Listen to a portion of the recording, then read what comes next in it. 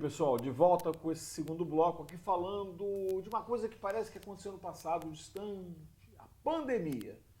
Para a gente chegar hoje na situação de recuperação da gastronomia local e perspectivas futuras positivas, a gente tem que mexer um pouquinho mais com esse momento de dor da nossa história aqui gastronômica da cidade, né? Falamos com o Léo aqui com a gente, o Pedro sendo meu co-apresentador, e ele trouxe no último bloco como é que foi o baque para ele. Mas ele não foi o único que sofreu com isso, né, Léo? Não, sem dúvida. Eu me reunia constantemente com nossos colegas, principalmente os que a gente tem mais afinidade, e a verdade estava todo mundo no mesmo barco, assim, todo mundo tentando redescobrir de que maneira podia se reinventar para não deixar a casa parada ou ao menos amenizar os prejuízos. A gente sabe até que, não no centro de Santos, mas em outros bairros da cidade, houveram comércios que se reinventaram mesmo, que conseguiram fazer um sistema de delivery muito forte e que depois demoraram até para voltar com o salão porque não viam necessidade de. Mas o centro específico, não. O centro específico, as pessoas estão lá para comer de segunda a sexta, almoço comercial, executivo, então são pessoas que trabalham, porque é um bairro que ninguém mora, então não tem gente passando, se não está trabalhando, está em home office, não tem gente circulando. Então o centro, de todos os bairros de Santos, o centro foi o que mais sofreu. E digo mais, assim, um restaurante como o seu, ele é quase que aquele clube de amigos, né? Sem dúvida. Então, o cara vai lá, já espera um ambiente, nunca vai sozinho, né? O teu atendimento também é diferenciado, não é porque você está aqui ou não, mas você sente um prazer lá que não funciona à distância. Eu me lembro na pandemia, não no início, como você realmente estava fechado, mas depois de pedir alguma coisa de lá. Mas uma coisa é desfrutar de uma comida bem feita que você fazia lá, mas em casa é outra pegada. César, você falou uma coisa que me toca muito particularmente.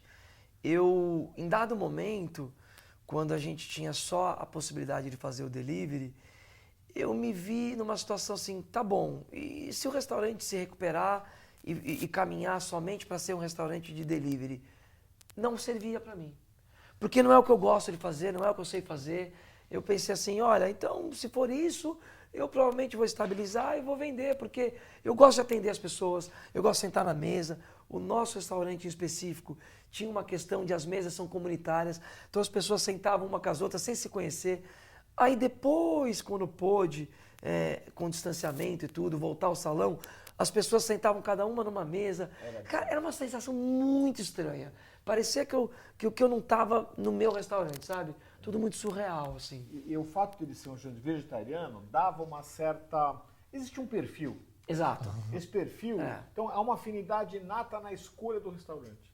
Então quando eu sentava numa outra mesa que eu não conhecia quem estava lá, eu era acolhido automaticamente porque eu estava compartilhando uma opção gastronômica comum. Isso é muito único, é o que fazia e o atendimento também. Então eu via que você estava curtindo bater papo com as pessoas, né? E aí, de repente não tem mais isso, aí vira só um delivery, né? Uma coisa...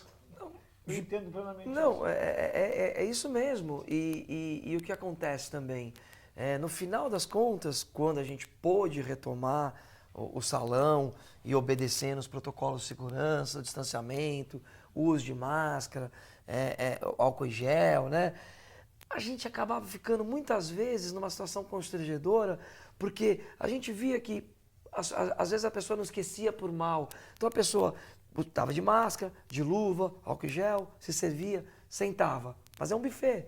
Ela voltava para servir sem máscara, aí um outro cliente já brigava comigo, que eu tinha que brigar com a pessoa. Mas às vezes era um senhor que você via que não fez de maldade. Olha, foi difícil.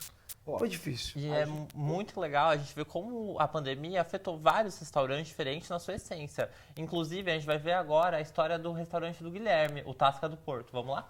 Então, para complementar a história dele, a gente tem esse outro VT. Vamos lá. Com a pandemia, muitos restaurantes aqui do centro tiveram que fechar as portas, especialmente aqui na rua 15 de novembro, onde a maior parte do seu público era de comerciantes e funcionários que trabalhavam aos arredores. Muitos deles tiveram que se reinventar para passar desse período complicado. E não apenas o super vegetariano teve que arrumar uma forma de se reinventar durante a pandemia. O Tasca do Porto é um desses exemplos.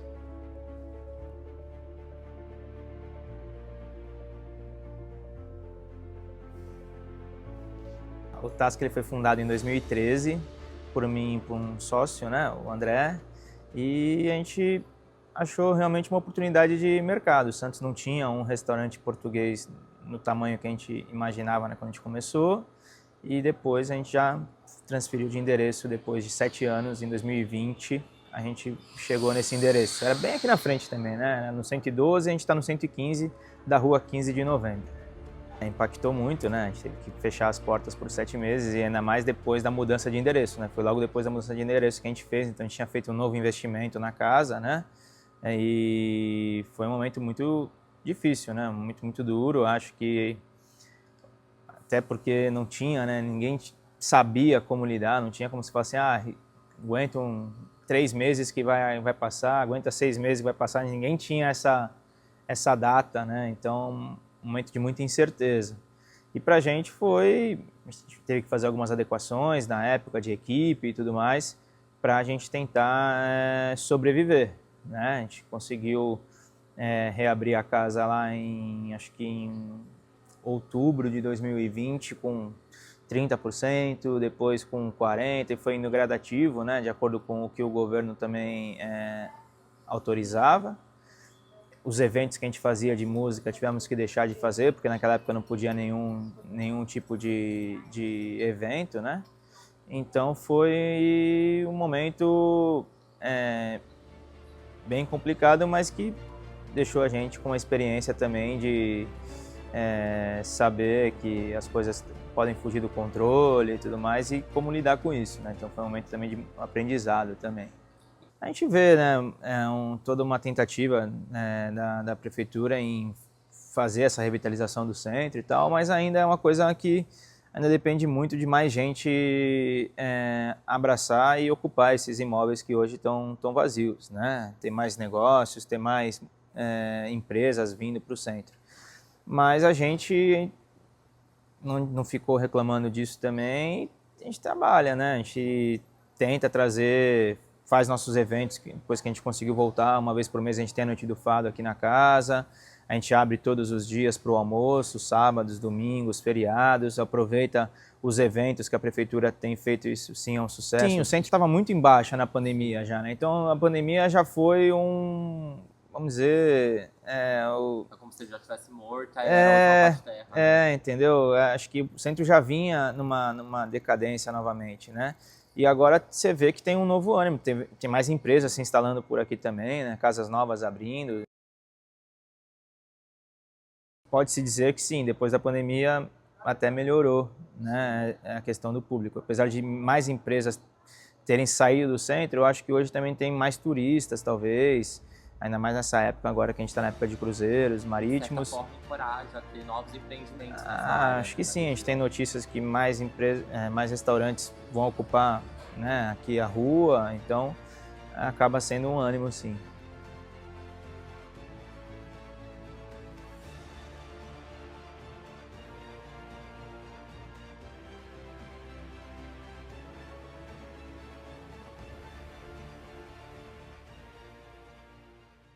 Bom, Pedro, você viu legal esse vídeo que vocês fizeram aí, bem feito, né? O que você tem a dizer sobre a experiência do seu amigo aí?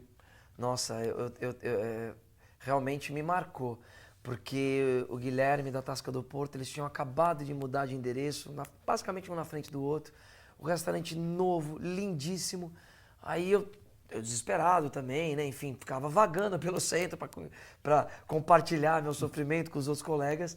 E até que eu cheguei no restaurante dele, tudo novo, ele sentadinho numa cadeira. Eu falei, tá fazendo o quê? Ah, não, tô entregando aqui 3, 4, 5 almoços que pessoas vêm retirar. Assim, era de cortar o coração, porque assim, entendeu? Ele teve ainda o azar de ter inaugurado a casa e pouquíssimos meses, outros que está até um mês depois, e começou a pandemia, entendeu? E ficou tão bonito o espaço, né? Lindo, maravilhoso. Um dos restaurantes mais bonitos de Santos. Mas ele também sobreviveu, é um outro sobrevivente, né? Com certeza.